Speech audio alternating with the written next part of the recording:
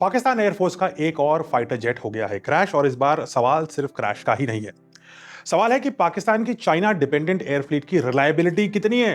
Reports के मुताबिक Pakistan air force का एक JF-17 थंडर फाइटर जेट जो है वो कामरा के पास क्रैश हुआ है, जहां पाकिस्तान एरोनॉटिकल कॉम्प्लेक्स यानी PAC भी मौजूद है। बताया जा रहा है कि एयरक्राफ्ट एक रूटीन ट्रेनिंग मिशन पर था जब उसे सस्पेक्टेड टेक्निकल मैल फंक्शन हुआ। हालांकि दोनों पायलट आखिरी मोमेंट पर इजेक्ट करने में सफल रहे, लेकिन रिपोर्ट्स ये भी कह रही हैं कि उन्हें सीरियस इंजरीज आई हैं। ग्राउंड पर किसी की कैजुअलिटी होने की खबर नहीं है। एयरक्राफ्ट क्रैश के ठीक पहले लो एल्टीट्यूड पर उड़ता हुआ दिख रहा है और फिर कुछ मोमेंट बाद वही धुएं के गुबार और आग दिखती है। इसके बाद पैराशूट भी नजर आते हैं जिससे पायलट्स नीचे आ रहे हैं, यानी ये भी एक अच्छी है। इसके बाद पैराशूट्स के साथ नीचे आते पायलट्स की विजुअल्स भी सर्कुलेट हुई।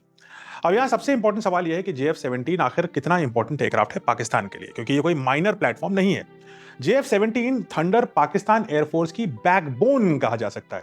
इसे पाकिस्तान एरोनॉटिकल कॉम्प्लेक्स और चाइना की चेंगडू एयरक्राफ्ट कॉर्पोरेशन ने साथ मिलकर डेवलप किया है। हालांकि जो मेजॉरिटी वर्क है वो चाइना से आया है, यानी पाकिस्तान का हाथ थोड़ा कम है, चाइना का हाथ इसमें काफी ज्यादा है।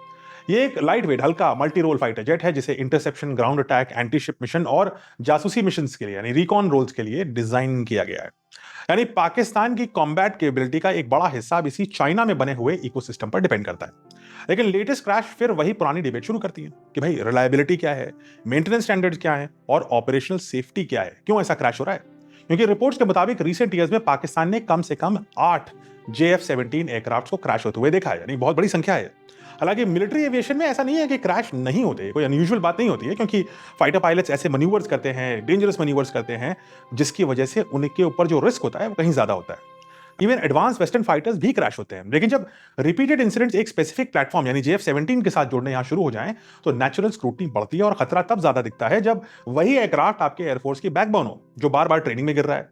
तो वो आपकी एयरफोर्स की बैकबोन के ऊपर सवालिया निशान लगा रहा है। और शायद यही इस क्रैश की सबसे बड़ी सिग्निफिकेंट बात है। ये सिर्फ एक ट्रेनिंग एक्सीडेंट नहीं है, ये रिमाइंडर है कि मॉडर्न फाइटर जेट सिर्फ खरीदने की कैपेबिलिटी से ही नहीं बन जाते। उनका long term maintenance, spare parts का इकोसिस्टम, पायलट की ट्रेनिंग, टेक्निकल सपोर्ट इंफ्रास्ट्रक्चर, ये सब उतना ही इंपॉर्टेंट है।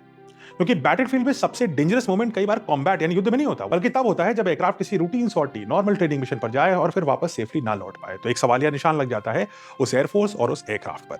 तो कमेंट्स में आप मुझे बताइए, 2 दिन के अंदर 2 एयरक्राफ्ट क्रैश हो गए पाकिस्तान एयरफोर्स के ट्रेनिंग के दौरान।